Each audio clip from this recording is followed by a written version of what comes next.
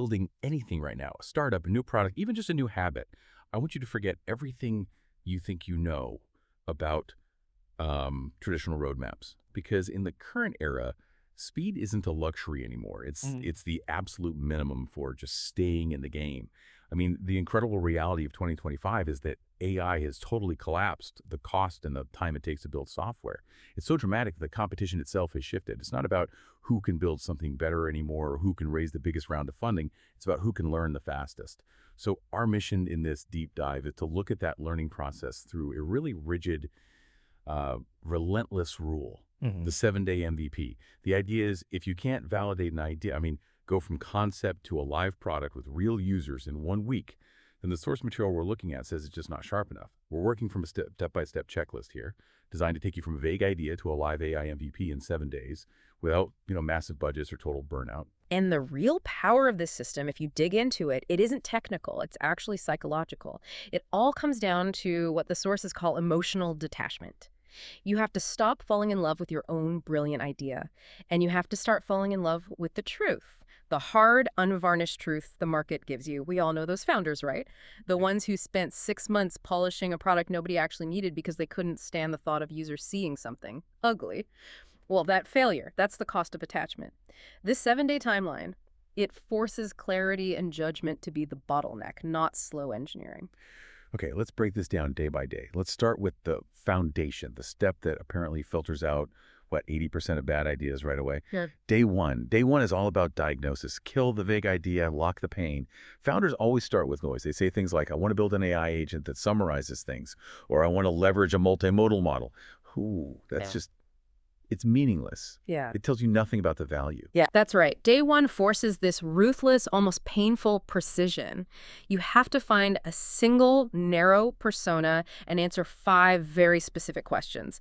And if you fail one, you just stop. Okay, so first things first, you lock down the user. Who specifically are we building this for? A fractional CMO, a first-year law associate, not just, small business owner. Exactly. Way too broad. Once you have that user, the next question is, what is the painful task they repeat over and over again? It has to be tedious, annoying, and recurring. And what's the consequence if they don't solve it? What happens if they just skip that task? Because if the answer is not much, then you don't have a product. But if the consequence is real, they lose money, they lose sleep, they miss a legal deadline, then you're onto something. No. So you ask the 4th question, what are they using right now to try and fix this? And then number 5, why is that current solution so frustrating? Are they stuck using spreadsheets, paying way too much for something that still needs a ton of manual work? And here's the fascinating part, the critical rule. If you can't take the answers to all 5 of those questions and put them into one single clear sentence describing the pain, You stop. you stop immediately. No clear pain, no MVP. It's a quality filter that saves you 6 days of building something nobody actually needs. Okay, that brings us to day 2. So if you've survived the pain filter, you've diagnosed the problem. Now you have to define success. Day 2 is design the outcome, not the features. And this is a huge contrast to traditional product design. Most people, almost everyone, would jump right to sketching dashboards and mock-ups here. Wait, hold on. Day 2 is where founders get excited and start sketching wireframes?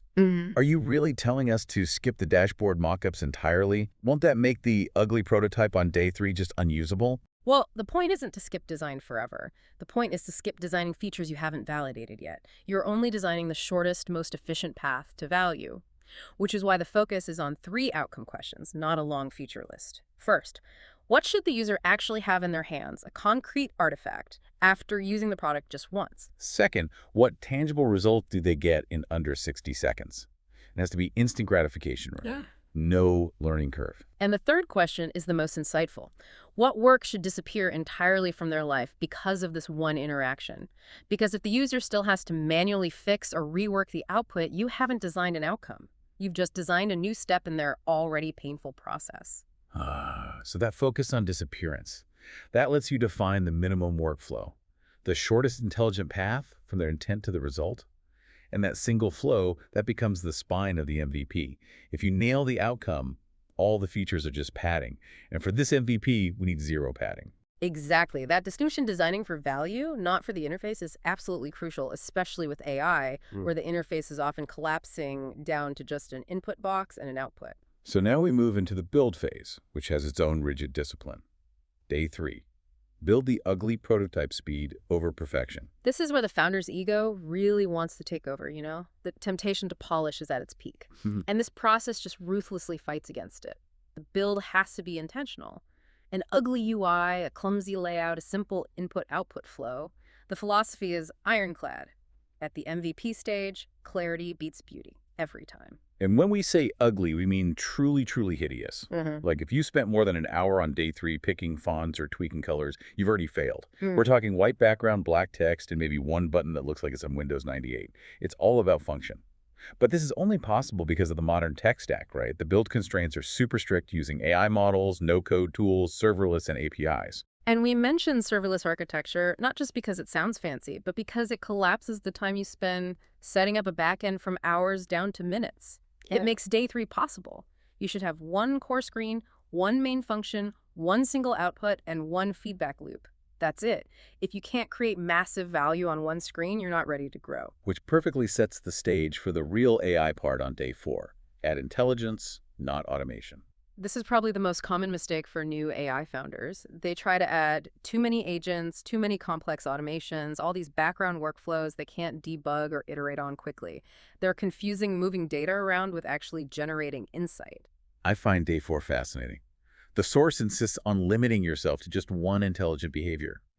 Why? Isn't that underselling the power of modern AI? It's all about learning purity. If you put 10 shallow features in front of a user and they don't come back, you've learned nothing specific. But if you have one deeply intelligent function, you know exactly what's working or what needs fixing.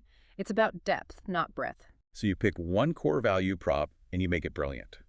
The guide gives some options like reasoning, personalization, summarization, insight generation, auto-structuring. Let's use auto-structuring as an example. A simple automation might move a customer request from an email to a Trello board. That's fine, it's low value. But intelligence would take that request, reason about the user's intent, and then auto-structure it into a priority matrix, assign it to the right team, and draft the first response in the company's tone. That's a truly smart outcome. The guiding quote for this day sums it up perfectly. One smart outcome is better than 10 shallow ones. Day 4 is the day the ugly MVP finally starts to feel alive. Okay, now we shift gears. We go from internal building to external validation. Day 5. Manual testing with real humans, no excuses. And the guide is really clear on this. You can't hide behind a beta list or a coming soon page. Nope. You have to go find 5 real users from the exact persona you defined on day 1. And they have to perform real-world tasks with your ugly single-screen prototype. The environment has to be real, and the founder's job. It's to shut up. You're told not to defend the product, and you absolutely cannot explain what it will become. You are only there to observe the truth. You watch for the micro behaviors, where they pause, where they get confused, where they start to mistrust the output, where they smile, and critically, where they just give up and abandon the flow. That emotional detachment again. It's essential for getting clean data. You're not there to validate your effort. You're there to validate the solution. And that clean data feeds directly into day 6, the critical fix day. Fix what breaks trust, not what looks bad. The constraint here is, again, ironclad. You do not polish the UI. You do not add new features, no matter how tempting it is. Day 6 is only for fixing systemic trust issues. And trust issues are different with AI. It's not just a broken button. We're talking about fixing output inconsistency or wrong assumptions the AI is making, slow response times, and the most dangerous one, trust-breaking hallucinations. So how do we define a trust-breaking hallucination in this context? And what's the fastest way to put in a guardrail without taking another week to code it? A trust-breaking hallucination is any error that forces the user to manually double-check the AI's work. If your product is supposed to be a legal summary and it invents case law, that user can never trust the next 100 summaries. The product has delivered negative value. The fastest guardrail is usually just a hard prompt constraint, telling the model exactly what it can't do, forcing it to cite its sources, or even just putting a human approval step in for the most critical outputs. But this step really underlines the central point. Trust is the real MVP metric. If users have to constantly check the AI's work, nothing else matters. Not how fast it is, not how pretty it looks, nothing. So we found the pain, designed the outcome, built the ugly intelligent spine, tested it, and fixed the trust issues. Now for the final push. Day 7. Publish, distribute, measure reality. The MVP goes public, imperfect as it is. Distribution is super targeted and specific. No big marketing campaigns. We're talking about posting short demo videos in niche communities, sending DMs to those target personas, writing micro case studies, and just using your personal networks. It's a scrappy launch. And once it's live, you have to be so disciplined in what you measure. You ignore all the vanity metrics, signups, page views, all of it. You measure only 5 specific signals. Everything else is just noise. Okay, let's list those 5. The first is obvious. Do users return? That proves there's at least some sticky value. Second, do they complete the core task? This validates that workflow you designed on day 2. If they're dropping off halfway through, your spine is broken. Third, and this one is a great sign, do they ask for more automation? If they're saying, this is great, but now I wish it did X and Y, that means the core value is strong enough that they want more. Fourth, do they recommend it to someone else? Word of mouth is the clearest sign of genuine enthusiasm. And finally, the ultimate signal. Do they offer to pay? Do they offer to pay? Why is that the ultimate signal? They might ask for more automation, but still expect it to be free. Because offering to pay shifts the user from just being curious to having a concrete, urgent need. It proves you solved a real business problem, not a theoretical one. It proves the pain you found on day 1 is real enough to justify a monetary exchange. It's the highest form of validation you can get. So this whole 7-day MVP, it's a structural filter. And after day 7, every single idea falls into one of 3 buckets. No middle ground. It's that emotional detachment we started with. So what are the 3 outcomes? You either double down users' return, the value is obvious, retention is happening, or you refine, there's interest but the workflow is weak, or the output needs more depth to be trusted, or you, kill it immediately. No repeat use, no urgency, no trust. And that ruthless killing process is the real structural advantage of this entire system. And this really only works because of the advantage AI gives us now. The speed isn't just a bonus, it's a direct consequence of the tech. Absolutely. AI changes 3 fundamental things. First, build speed is almost instant now with large models and no-code tools. Second, iteration speed can be daily. You're just tweaking a prompt or one core function, not recompiling a whole backend. And third, learning speed becomes exponential because the feedback loops are so short, which just confirms the initial hypothesis.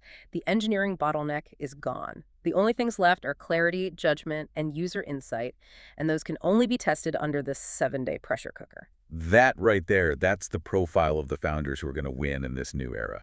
It's not the ones with the biggest vision decks or the longest roadmaps. No, it's the ones who test the fastest, who listen the deepest to what the market is telling them, who kill ideas ruthlessly when they fail, and who refine relentlessly when they show that little spark of promise. So what does this all mean for you? Whether you're a builder, a learner, or just someone getting ready for a meeting, it means the cost of being wrong has plummeted to 7 days. But the cost of delay is now astronomical. And we'll leave you with this final thought, straight from this playbook. An MVP is not a product. It's a question you ask the market. And the market always answers, and it answers fast, but only if you're willing to listen. So think about that. How can you apply that strict 7-day filter and that critical principle of emotional detachment to the next big project or decision you face, whether it's in your career or just in how you